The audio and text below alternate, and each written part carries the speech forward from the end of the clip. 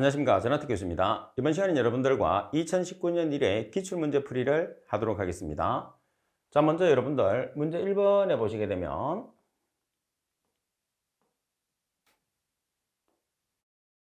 3g의 아세트산을 정류수에 녹여 1리터로 했을 때 수소이온 농도 몰 퍼 리터를 계산하는 문제입니다. 이온화 상수값은 1.75 곱하기 10의 마이너스 5승이죠. 자, 여기서 먼저 여러분들이 아세트산이라는 것은 약산에 해당합니다. 약산. 그죠?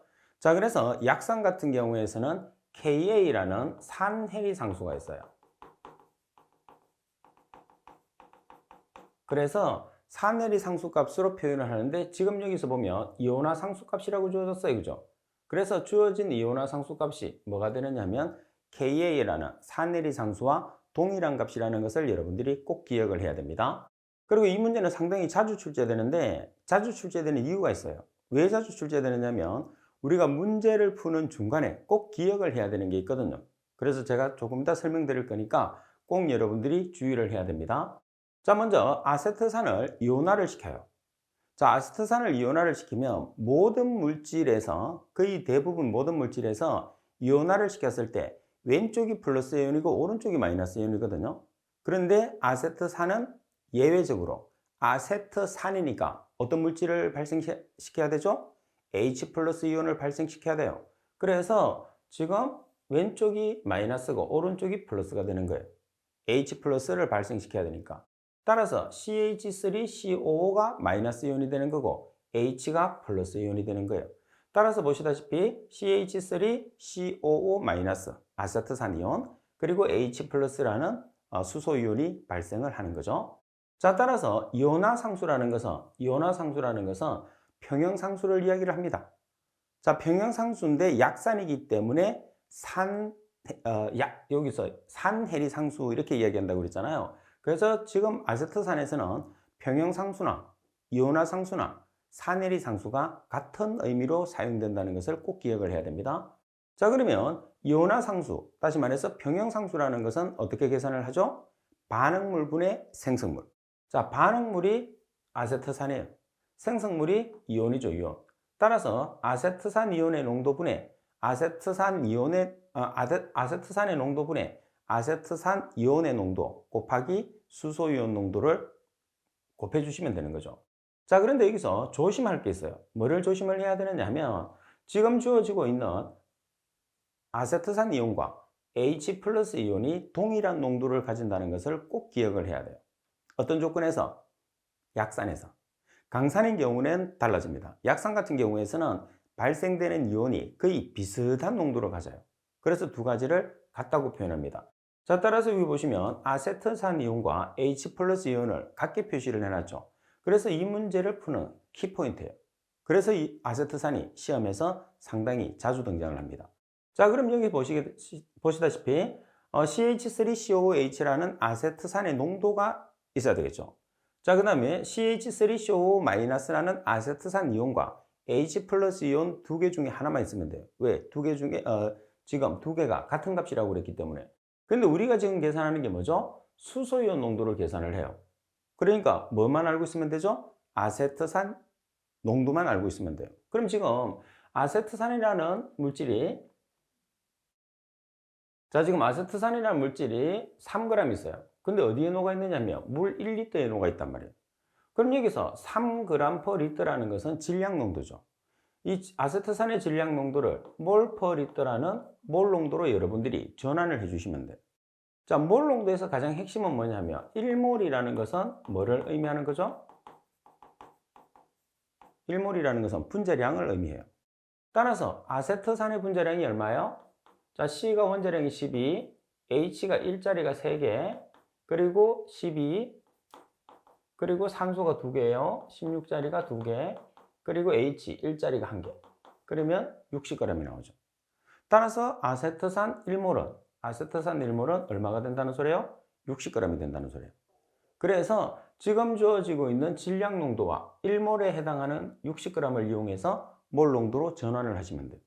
자, 3g per 리터에 몰 농도라는 단위가 나와야 되니까 1몰 나누기 분자량을 해주면 되겠죠. 따라서 그램 없어지고 몰프리터라는, 다시 말해서 0.05 몰프리터라는 값이 나오죠. 자, 그리고 몰프리터라는 것은 대문자 M으로 표시를 하셔도 돼요. 몰이기 때문에. 그죠? 자, 그리고 말씀드린 것처럼 여기서 키포인트는 뭐냐면 생성되는, 약산에서 생성되는 아세트산 이온과 H 플러스 이온은 동일한 농도를 가진다는 것을 꼭 기억을 해 주셔야 됩니다. 자, 그러면 이온화상수 K를 다시 이렇게 식으로 바꿔서 쓸 수 있어요. 그럼 우리가 계산하는 H 플러스를 계산하시오 그랬으니까 H 플러스에 해당하는 식으로 전환시키게 되면 이온화상수 곱하기 아세트산의 농도의 루트를 씌운 값이 되는 거죠. 그래서 KA라는 이온화상수는 1.75 곱하기 10의 마이너스 5성, 그리고 아세트산의 몰 농도가 지금 얼마죠? 0.05 몰프리터. 따라서 루트를 씌워서 계산을 하게 되면 얼마가 나오죠? 9.35 곱하기 10의 마이너스 4성 몰프리터라는 값이 나오게 되는 거죠. 자, 그래서 정답은 9.35 곱하기 10의 마이너스 4성이니까 답은이 정답이 되는 거예요. 자, 이 문제는 상당히 자주 나오니까 여러분들이 준비를 잘 해 주셔야 되는데, 자, 이 문제의 키포인트는 뭐냐 하면은 아세트산 이온과 H 플러스 이온이 동일한 값을 가진다는 것이 이 문제를 푸는데 가장 중요하다. 이렇게 여러분들이 꼭 알고 계셔야 됩니다. 자, 그리고 2번 문제를 보겠습니다. 지하수의 특성에 관한 설명으로 틀린 것은 값은 염분의 함량이 지표수보다 낮다. 항상 여러분들이 어떻게 기억을 해야 되느냐면 가장 위에 지표수가 있어요. 그리고 지하수가 있어요. 그리고 아래쪽에 해수, 바닷물이 있어요. 그래서 바닷물에 가까우면 가까울수록 염분의 농도가 높아지는 거죠. 따라서 지하수와 지표수 중에서 바닷물과 가까운 것은 지하수가 되는 거예요. 그래서 지표수에 비해서 지하수가 염분의 농도가 어때요? 지표수보다 훨씬 높은 값을 가지게 됩니다. 자, 그리고 나번에 주로 현기성에 의해서 유기물 분해 작용이 일어난다. 그 이유는 산소가 거의 없기 때문이죠. 지하에 들어가 있으니까 산소의 공급원이 거의 없어요. 자, 그래서 주로 현기성 세균에 의해서 분해가 일어납니다. 그래서 현기성 세균에 의해서 분해가 일어나니까 거의 자정작용이 일어나지 않는다고 보시면 돼요. 그리고 국지적인 환경 조건에 영향을 크게 받습니다. 그 이유는 유속이 느리죠. 토양에 물 분자가 붙어 있기 때문에. 그래서 유속이 느리기 때문에 국지적인 그 지역에 우리가 그 영향을 많이 받게 되고, 그래서 그 지역에서 오염은 있으면 지하수가 오염이 되는 거죠. 그래서 한번 오염된 지하수들은 거의 유속이 느리기 때문에 거의 자정작용이 일어나지 않는다고 보시면 됩니다. 자, 그리고 빗물로 인해서 광물질이 용해되어서 경도가 높다고 그랬어요. 자, 여기서 경도가 높은 이유가 있습니다. 경도가 높은 이유가 뭐냐면 일반적으로 여러분들이 표토층이라는 게 있어요. 표토층. 이 표토층에서 미생물에 의해서 산소가 있는 곳에서는 호기성 분해, 산소가 없는 곳에서는 현기성 분해를 하는데 공통적으로 발생되는 물질이 뭐예요? CO2. 그래서 지표수에 의해서 지하로 내려갔을 때 CO2를 녹여서 들어가죠. 그래서 생성되는 게 뭐냐면 석회암층이 형성돼요. 석회암층이라는 게 CaCO3로 구성된 암석들이죠. 그래서 이 CaCO3에 의해서 뭐가 만들어지죠? 칼슘이나 마그네슘 같은 경도를 유발하는 물질이 만들어지기 때문에 지하수는 경도가 높은 물이다. 이렇게 우리가 표현할 수 있어요. 자, 따라서 설명이 잘못된 것은 가번이 정답이 되는 거죠. 자, 그리고 3번 문제를 한번 보도록 하겠습니다. BaCO3 탄산 바륨입니다. BA를 바륨이라고 해요. 용해도적 KSP가 8.1 곱하기 10의 마이너스 9성일 때 순수한 물에서 BaCO3의 몰 농도는 이렇게 나와 있어요. 자, 그러면 몰 용해도를 계산을 하기 위해서 몰 용해도가 몰프리터니까 몰 농도가 되는 거예요. 그러면 이 문제의 핵심 포인트를 찾아야 되겠죠. 뭐가 있느냐 하면 KSP라는 용해도적 또는 용해도 곱이라는 게 있어요. 그래서 KSP가 나와 있으면 우선적으로 KSP를 이용해서 문제를 풀어줘야 됩니다. 그러면 먼저 화합물 BaCO3라는 탄산 바륨을 이온화를 시킵니다. 그럼 이온화를 시키면 왼쪽이 플러스 이온, 오른쪽이 마이너스 이온이 되거든요. 그럼 CO3 같은 경우에서는 이가가 되는 거죠. 그래서 바륨도 이가가 되는 거예요. 따라서 발생되는 물질은 BA2 플러스 CO3 2-가 나오게 되는 거죠. 자, 그럼 용해도적이라는 것은 반응물을 고려를 하는 이온곱이 되는 거예요. 근데 반응물의 값이 1이니까 굳이 우리가 탄산 바륨을 고려할 필요는 없었죠. 따라서 용해 독적 KSP를 계산하면 이온의 곱, 다시 말해서 바륨의 농도와 탄산의 농도를 여러분들이 곱해 주시면 돼요. 그래서 BA2 플러스와 CO3-의 농도를 곱으로 나타내는 거죠. 그런데 지금 여기 보시게 되면 문제 조건 자체 내에서 우리가 계산하고자 하는 게 뭐냐면 BaCO3의 농도를 계산을 하라고 그런단 말이에요. 그죠? 근데 BaCO3의 농도를 계산하는데 우리가 알고자 하는 값들이 없어요. 그래서 X몰이라는 단서로 우리가 도입을 합니다. 자, 지금 반응비를 보면 전부 1대 1대 1이에요. 그래서 BaCO3 1, 그리고 Ba이온 1, CO3 이온 1. 그래서 X몰, BaCO3의 값을 X몰이라고 하면 전부 다 X몰로 우리가 반응을 하는 거죠. 그럼 KSP에서 지금 BA2 플러스가 X몰이 되는 거고 CO3-도 X몰이 되는 거예요. 그러면 어떻게 값을 계산하는 거죠? X의 제곱이 되는 거죠. 그럼 X값만 계산하게 되면 자, BaCO3의 농도도 계산할 수 있고 BA 플러스 이온도 계산할 수 있고 CO3-도 계산할 수 있단 말이에요. 그래서 여러분들이 X를 계산하기 위해서 이제 대입을 하시면 돼요. 그러면 X에 대한 식으로 정리를 해보면 미리 정리를 하면 KSP에 다시 말해서 용해도 곱에 루트를 씌우시면 돼요. 그럼 용해도 곱이 지금 얼마죠? 8.1 곱하기 10의 마이너스 9승이에요. 8.1 곱하기 10의 마이너스 9승에 루트를 씌워서 여러분들이 공학용 계산기로 계산하면 0.9 곱하기 10의 마이너스 4승이 나와. 그러면 0.9 곱하기 10의 마이너스 4승 몰퍼리터라는 값이 뭐예요? X몰이 되는 거죠. X몰. 그래서 우리가 여기서 B를 놨을 때 BaCO3가 1몰, BA2 플러스가 1몰, CO3-가 1몰이니까 1대 1대 1로 반응하잖아요. 그래서 각각의 값을 X몰을 두게 되면 이 값도 X몰이니까 여러분들이 지금 X몰이라는 값을 계산을 했어요. 그래서 BaCO3의 농도를 계산하시오 그러면 0.9 곱하기 10의 마이너스 4승몰이 되는 거고 마찬가지 BA2 플러스와 CO3-도 각각 0.9 곱하기 10의 마이너스 4승 몰퍼리터라는 값을 가지게 되는 거예요. 그죠? 자, 그래서 우리가 정답으로 찾는 값은 0.9 곱하기 10의 마이너스 4승의 값을 찾아주시면 되죠. 자, 그래서 3번 같은 경우에서는 용해도 곱에 대한 전반적인 여러분들이 의미를 묻고 자, 그리고 그러니까 용해도 쪽의 개념을 알고 있는지 그리고 BaCO3의 반응비를 이용해서 X몰을 도입해서 문제를 풀 수 있는지를 여러분들에게 테스트하는 문제라고 생각하시면 돼요. 자, 그리고 문제 4번을 한번 보도록 하겠습니다. 오염물질의 희석 및 확산작용에 대한 내용으로서 틀린 것을 찾으시오 그랬어요.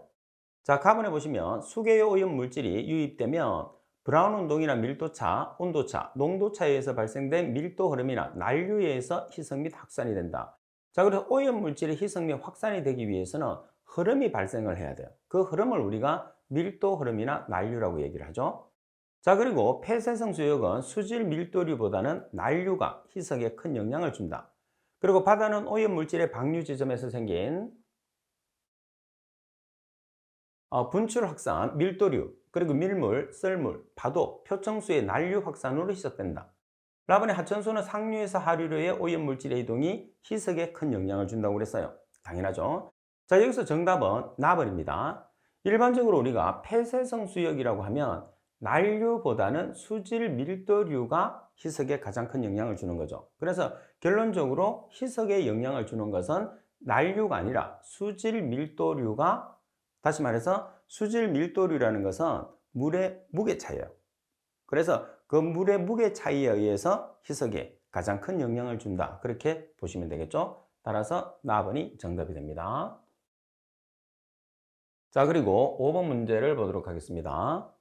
BOD5가 270mg/L이고 COD가 450mg/L인 경우에 탈산소 계수 K1의 값이 0.1%일 때 생물학적으로 분해 가능한 COD는 얼마인가 그랬어요. 자, BDCOD는 BODU, 상용 대수를 기준한다고 그랬죠. 자, 그럼 여기서 먼저 BDCOD라는 것은 우리가 BDCOD라는 것은 뭐예요? 생물학적으로 분해가 가능한 BODU가 되니까 일반적으로 표현했을 때 BDCOD를 우리가 계산할 때 보면은 자, COD라는 것은 BDCOD와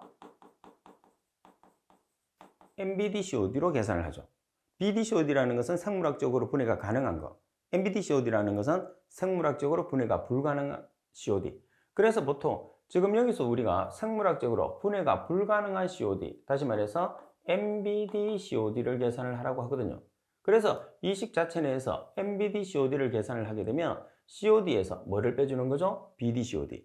자, 그리고 여기서 BdCOD라는 생물학적으로 분해가 가능한 COD는 뭐를 의미하느냐면 BODU를 뜻하는 거예요. 자, 그리고 상용대수가 주어졌다는 것은 미수를 주어진 조건이 되는 거죠. 그래서 미수는 10을 사용하는 경우와 1을 사용하는 경우 두 가지가 있는데 지금처럼 상용대수로 주어지게 되면 미수를 10을 사용하는 거고 반면에 자연대수로 주어지게 되면 미수를 뭐를 사용하는 거죠? 1을 사용한다 이렇게 보시면 돼요. 자, 그러면 결과적으로 우리가 MbDCOD라는 여러분들이 이 식은 꼭 기억을 하고 계셔야 돼요. 자, MbDCOD라는 분해 불가능한 COD를 계산을 했을 때 COD에서 BdCOD, 생물학적으로 분해가 가능한 COD를 빼야 되겠죠? 이 값이 곧 BODU라고 했어요. 이 식을 먼저 알고 있어야 돼요. 그래야 우리가 뭐를 구하는지를 알 수 있단 말이에요. 자, 그럼 여기에서 문제 조건에서 뭐가 주어졌느냐? COD 값이 주어졌어요. 그럼 뭐만 계산하면 되죠? BdCOD, 즉 BODU를 계산하시면 돼요. 그럼 이 문제 조건에서 BdCOD라는 BODU를 구할 수 있는 조건이 뭐가 있어요? BOD5가 있어요. 그래서 이 BOD5를 이용해서 계산을 해주시면 됩니다. 자, 그러면 계산을 한번 해보겠습니다. 자, 우리가 BOD5라는 것은 특별한 조건이 없는 한 소모공식을 사용해요. 그래서 이 소모공식은 BODU 곱하기 1-10의 -K1T로 나타내는 거죠. 따라서 BOD5라는 값이 270mg/L입니다. 그리고 K1이라는 탈산소 계수가 0.1/day. 그럼 T라는 값은 뭐죠? 오일 BOD니까 오일이 들어가는 거예요. 그래서 우리가 계산하고자 하는 BODU를 계산을 하시면 이렇게 394.868mg/L로 계산했어요. 그래서 여기서 계산한 BODU라는 게 뭐가 되는 거죠? BdCOD가 되는 거예요. 그러면 자, 우리가 결과적으로 COD라는 것은 생물학적으로 분해가 되는 COD와 생물학적으로 분해가 불가능한 COD, 다시 말해서 BdCOD와 MbDCOD를 더한 값이 되잖아요. 그럼 우리가 계산하고자 하는 MbDCOD는 그러면 전체 COD 값에서 생물학적으로 분해가 가능한 BdCOD, 즉 BODU를 빼주면 되는 거죠. 자, 그래서 BODU가 주어지는 경우는 없어요. 항상 여러분들이 BOD5를 이용해서 BODU를 계산을 한 다음에 MbDCOD를 계산하는 게 일반적인 경향이죠. 그래서 이 순서를 잘 기억을 해야 돼요. 그러면 COD라는 값이 450mg/L죠. BdCOD라는 게 394.868mg/L예요. 그래서 최종적으로 계산할 수 있는 MbDCOD는 55.13mg/L라는 값이 나오는 거죠. 그래서 5번 같은 문제는 우리가 COD라는 개념에서 생물학적으로 분해가 가능한 COD와 생물학적으로 분해가 불가능한 COD에 우리가 상관관계를 묻고 그리고 BOD5를 이용을 해서 BODU라는 BdCOD를 계산할 수 있는지를 여러분들에게 테스트를 하는 문제다 이렇게 보시면 됩니다. 자, 그리고 여러분들 문제 6번을 보도록 하겠습니다. 자, 문제 6번에 보시게 되면 자, 물의 특성에 관한 설명으로 틀린 것을 찾으시오 그랬어요. 자, 물은 두 개의 수소 원자와 그리고 산소 원자를 사이에 두고 104.5도의 결합값을 가진다고 그랬어요. 자, 물이라는 것은 H2O죠. 그러면 O라는 것은 H를 이렇게 결합하고 있는 거예요. 따라서 이렇게 결합하는데 여기서 나타내고 있는 이 결합각이 얼마라는 소리냐면 104.5도라는 뜻입니다. 자, 그리고 두 번째, 물은 극성을 띠지 않아서 다양한 물질의 용매로 사용한다고 그랬어요. 그래서 다양한 물질의 용매로 사용하기 때문에 물은 어떤 성질을 가져야 되죠? 극성을 띠어야 되죠. 그래서 물은 극성입니다. 그럼 여기서 참고적으로 극성이라는 게 뭐냐면 일단 극성이라는 것은 지금 물의 구조처럼 비대칭으로 구성이 되어 있어야 돼요. 그래서 구조는 비대칭이고 그리고 물에 녹으면 극성입니다. 반면에 비극성이라는 물질 같은 경우에서는 대칭 구조를 가져요. CO2처럼. 그리고 물에 녹지 않습니다. 자, CO2라는 물질이 이렇게 구성되어 있잖아요. 그럼 탄소를 기준으로 해서 O가 이렇게 결합되어 있단 말이에요. 이런 식으로. 그죠? 그래서 대칭적으로 구성되고. 자, 그리고 CH4를 보면 C를 중심으로 H가 이렇게 대칭으로 구성되어 있죠.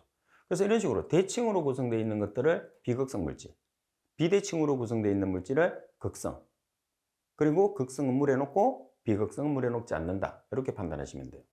자, 그리고 답은 물은 유사한 분자량의 다른 화합물보다 비열이 커서 수온의 급격한 변화를 방지해주죠. 그래서 물이 가지고 있는 기본적인 성질들은 다른 용매에 비해서 전부 다 큰 값을 가진다. 이렇게 여러분들이 기억을 해 주셔야 됩니다.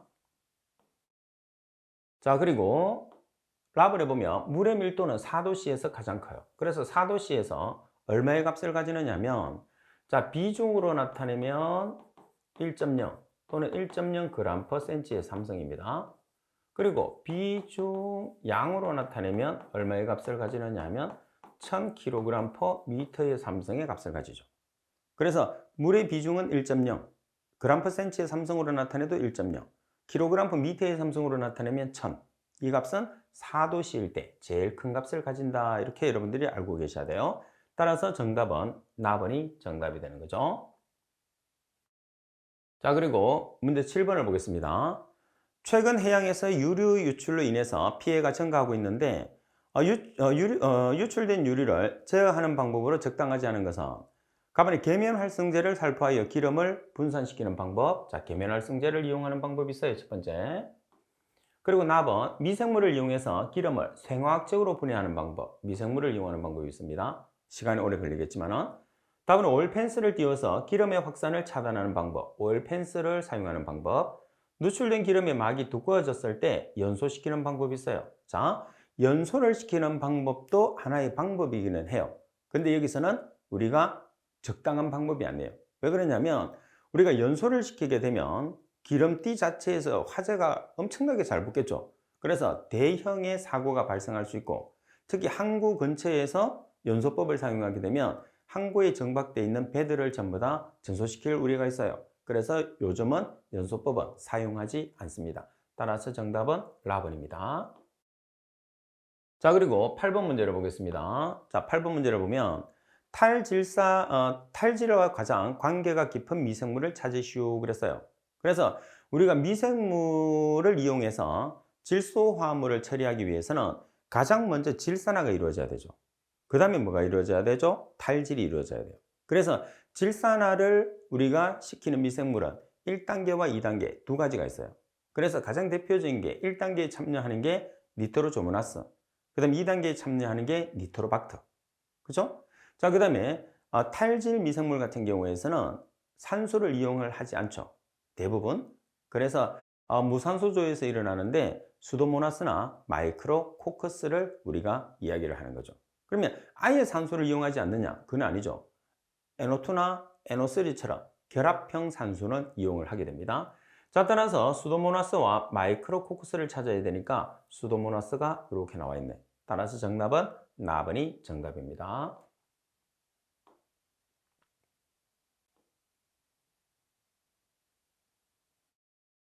자, 그리고 9번 문제를 보겠습니다.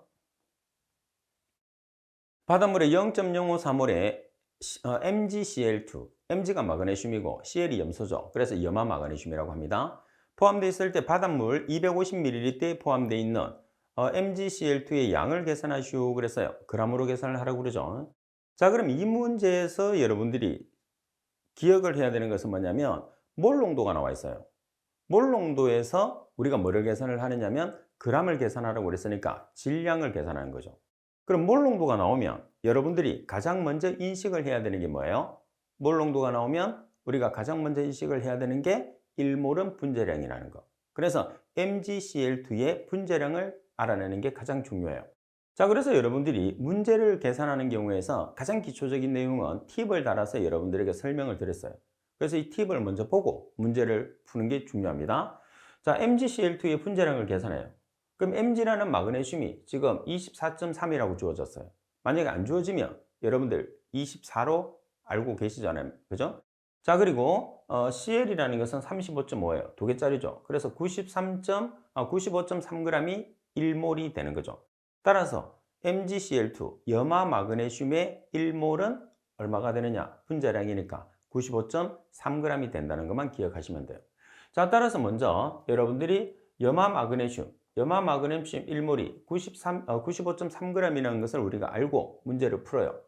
자, 몰농도라는 것은 질량 농도. 지금 그램 퍼 리터라는 게 뭐냐면 질량 농도예요.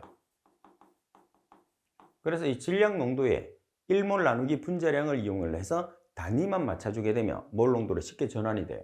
그러면 지금 주어지고 있는 염화 마그네슘의 몰 농도가 0.054몰이 되는 거죠.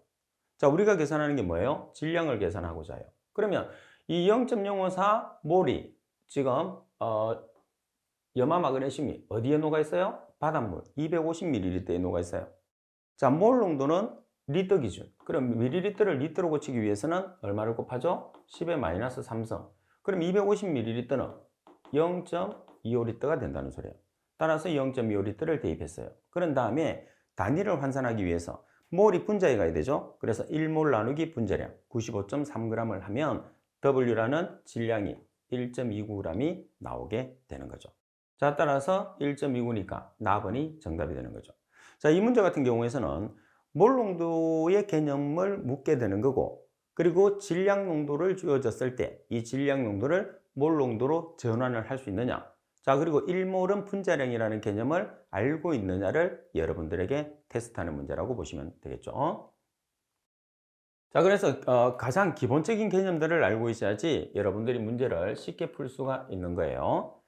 자, 그리고 문제 10번에 보시게 되면 MbD-COD가 뭐죠? 생물학적 분해가 불가능한 COD가 되는 거죠. 자, MbD-COD가 제로일 경우에 탄소의 최종 BOD와 TOC 간의 비를 계산하시오 그랬어요. 그러면 최종 BOD라는 게 뭐가 되는 거죠? BODU 또는 BDCOD. 자, 그리고 TOC라는 것은 유기물 중에 있는 탄소를 TOC, 총 유기탄소량이라고 해요. 그러면 지금 우리가 문제를 풀었을 때 탄소라는 것은 지금 여러분들이 C가 되는 거죠. 그리고 BOD라는 것은 뭐냐면 BOD라는 것은 산소량을 뜻하거든요. 여기서 실제로 보면 여기서 최종 BOD라는 것은 산소량을 의미하는 거예요. 그리고 TOC라는 것은 탄소량을 의미하는 거예요. 그러면 이 산소량을 의미하는 용어는 뭐가 있느냐 하면 BODU, 그리고 COD, 그리고 THOD 이런 것들은 전부 다 산소량을 묻는 거죠. 여기서 말하는 산소는 뭐예요? 우리가 호기성 분해를 했을 때 말하는 산소예요. 그래서 탄소가 호기성 분해를 하기 위해서는 산소하고 결합을 해야 되잖아요. 그래서 보시면 탄소는 산소하고 결합을 해서 CO2가 만들어지는 거죠. 여기에서 C가 뭐냐 하면 탄소량, 이 C가 TOC가 되는 거예요. 그리고 O2가 뭐가 되느냐 하면 BOD가 되는 거예요. BODU가 되는 거예요. 실제로 우리가 값을 표현했을 때. 그럼 이제는 BODU에서 TOC를 나눠주라고 그랬어. 그럼 BODU라는 게 산소가 2개 있어요. 2개. 그죠? 그래서 지금 산소는 분자죠. 분자. 개수로 보면 1개. 그래서 1 곱하기 O2니까 O2는 32g. 16g짜리가 2개 있으니까. 그죠? 그리고 탄소 1개 있어요. 1 곱하기 탄소의 원자량은 원자와 분자가 같죠? 12g. 그래서 계산하면 2.67이라는 BODU와 TOC의 비를 계산할 수 있는 거예요. 아시겠죠? 그래서 10번 같은 경우에서는 우리가 탄소가 주어졌을 때 이 탄소에 해당하는 산소량을 계산하기 위해서는 탄소를 호기성 분해를 시켜서 문제를 풀어야 된다. 그런 의미입니다. 자, 그리고 11번 문제를 보시게 되면 섬유상 유황박테리아로 에너지원으로 황화수소를 이용하며 균체의 황입자를 축적하는 것을 찾으시오 그랬어요. 그럼 여기서 유황박테리아라고 그랬으니까 유황박테리아는 식계상에서 황세균이에요. 황세균. 그래서 황세균을 찾는 거예요. 그럼 황세균은 TO 플러스 베기아토아예요. 그래서 TO가 들어가는 것은 전부 다 황세균이에요. 그리고 TO가 안 들어가는 것 중에 황세균은 뭐가 있느냐면 베기아토아가 있어요. 그래서 문제 조건에서는 쭉 TO가 있는지 찾아보세요. 영어로 TO가 없어요. 그럼 베기아토아. 그래서 여러분들이 꼭 기억을 해야 되는 것은 TO 플러스 백이아토화는 뭐라고 기억을 해야 돼요? 황세균이다. 이렇게 여러분들이 기억을 해야 됩니다. 자, 그리고 12번 문제를 보겠습니다. 그래서 여러분들 여기 참고해 보시게 되면, 자, 참고해 보시게 되면 유황산화 박테리아, 줄여서 황세균이라고 생각하시면 돼요. 자, 그리고 보시다시피 이 백이아토화를 제외한 나머지는 전부 다 TO가 들어가 있어요. 이렇게. 그래서 이 황세균은 TO 플러스 백이아토화, 이렇게 기억하는 거예요. 아시겠죠? 자, 그리고 12번 문제를 보겠습니다. 해수의 특성에 대한 설명으로 옳은 것을 찾으시오 그랬어요. 자, 옳은 것을 찾는 겁니다. 염분은 적도 해역과 극해역이 다소 높다고 그랬어요. 자, 염분은 어디서 높으냐 하면 적도 해역에서 높아요. 자, 그 다음에 남극과 북극을 극지방이라고 그러죠. 극지방에서는 낮은 특성을 가지게 됩니다. 그리고 해수의 주요 성분 농도비는 수온이나 염분, 함수로 수심이 깊을수록 증가한다고 그랬어요. 자, 해수의 주요 성분비는 우리가 홀리세븐이라는 거 배웠잖아요. 7가지 원소. 그죠? 그래서 그 내용들은 거의 항상 일정한 값을 가집니다. 자, 그리고 해수의 나트륨과 칼슘의 비는 3에서 4 정도로 담수보다 매우 높다고 그랬어요. 그래서 여기서 나트륨이 들어가는 게 아니고 뭐가 들어가는 거죠? 마그네슘과 칼슘의 비가 3에서 4가 되는 거죠. 자, 그리고 랍은 해수 내의 전체 질소 중에서 35% 정도는 암모니아성 질소, 유기질소 형태이다. 그래서 여러분들 시험에서 해수의 특성이 시험에서 자주 나오니까 꼭 기억을 해야 됩니다. 자, 12번에서는 랍은만 제대로 된 설명이죠. 자, 그리고 13번 문제. 물의 순환과 이용에 관한 설명으로 틀린 것은 지구 전체의 강수량은 대략 4 곱하기 10의 14성 미터의 삼성퍼이온으로 그 중에서 약 4분의 1가량이 육지에 떨어진다. 다음에 지구상 존재하는 물의 약 97%가 해수이다. 다음에 물의 순환은 물의 이동이 일정하게 연속적으로 이루어진다는 의미를 갖는다.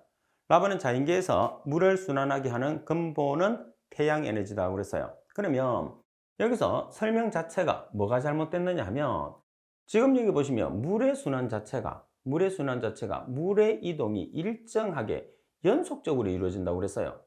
물의 순환은 연속적으로 이루어지는 게 아니고 비연속적으로 이루어지는, 다시 말해서 불규칙적으로 일어난다고 봐야 되겠죠. 자, 그래서 물의 순환에서 물의 이동은 일정하게 움직이는 게 아니에요.